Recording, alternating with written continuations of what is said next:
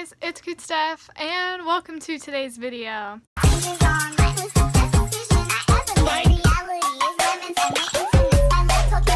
Let's dive into the video because we have a lot of stuff to get into, as you could tell by the title. First off, Sailor Moon Crystal Season 4 got announced. Let's go. The Dream arc is my favorite arc of all time. From the manga.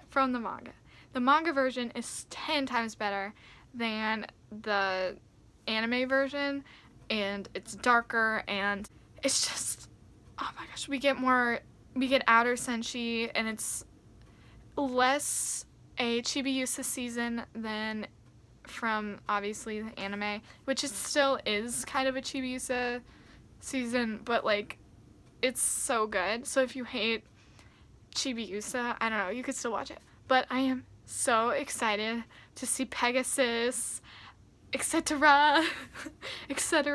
Split. I saw that movie this weekend, by the way, Split. I saw it Saturday night, or I mean, I guess technically it's last weekend now, but I did watch that, and I will have to say that I am so happy that I knew when, what's her name, like the old lady that was like her therapist or whatever, when she was talking in the Skype call, like through the podcast, like this is not spoilers, by the way. She was talking about dissociative identity disorder, which is the split identities, and like I was so proud of myself because I knew that already. If you watched last week's video, I did a Alice in Wonderland conspiracy theory, and I mentioned dissociative identity disorder. So I was like, Alice, that's Alice, you know, throughout the movie. Not throughout the movie, but during that part of the movie. I'm back on the Sailor Moon topic, and obviously my title said interviewed. So Saturday morning before I saw Split, I woke up at like 9:30 because at 10 o'clock is when Sailor Moon R was playing in theaters. And so I got up early for that, and it was amazing. It was amazing. I just have to say, it was such a cool experience. For one, the fact that it was in theaters, like you got surround sound, you got a huge screen. I did have to look up a little bit. The part that goes up gradually, like I was in the first part of that, so I did have to look up a little bit, but that's totally okay. And then two, because it was in a dub, and I do enjoy dubs because it gives you a different experience, obviously, than subbed, because you don't have to concentrate on reading. You just get to see all the bright colors and like focus on that instead of the words, which is really, really nice. And I do love the new dub / the voice actors because they're so good, and I do love all of them except for Mercury. Well, not like her voice, but like her actress, because she's never heard of Sailor Moon before this, when everybody else has like watched it growing up and she's the only one who hasn't, so I kind of have that held against her.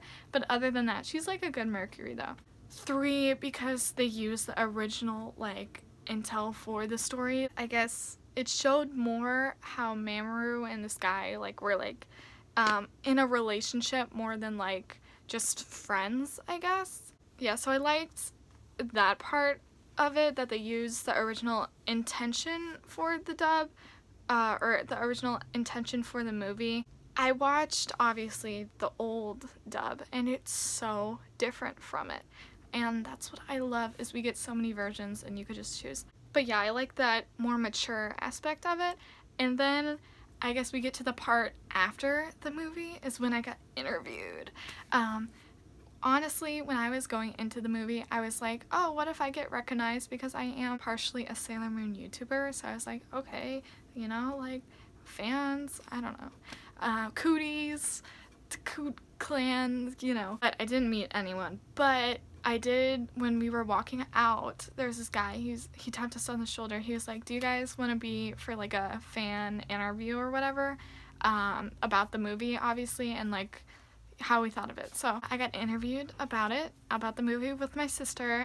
The link will be to it in the description, but I do have to warn you that I am 10 times shyer in real life than I am on YouTube. just to let you know, like, you could totally tell. And there's this one part where he was continuously talking, like continuing this question like on and on, and so there was so much going, it was like going through my head because it was just too much. And so during it, I was like, I said one thing, but then like I was trying to like answer every part of the question, so I was like and I like immediately remember my head going down, and then when it came back up, I was like, can you ask that question again? And then he did, and I was like, afterwards I was like, ooh, like crap, I did that. And I was like hoping that he would cut it out, but he didn't. So there's like me like being awkward and like trying to think, and there is a stress with interviews because you have to answer everything in like 0.2 seconds. But yeah, you could watch that in the description. I believe it starts at like 5 something. I'll put it right here where I start. But yeah, you could watch the whole review, and I guess I'm giving them a shout out because I was in it. I guess I'll help them out with that part of it because they do a lot of anime interviews and etc. etc. Yes, so that's all I'm going to talk about today, but there's so much 25th anniversary Sailor Moon stuff coming out. Like, kill me.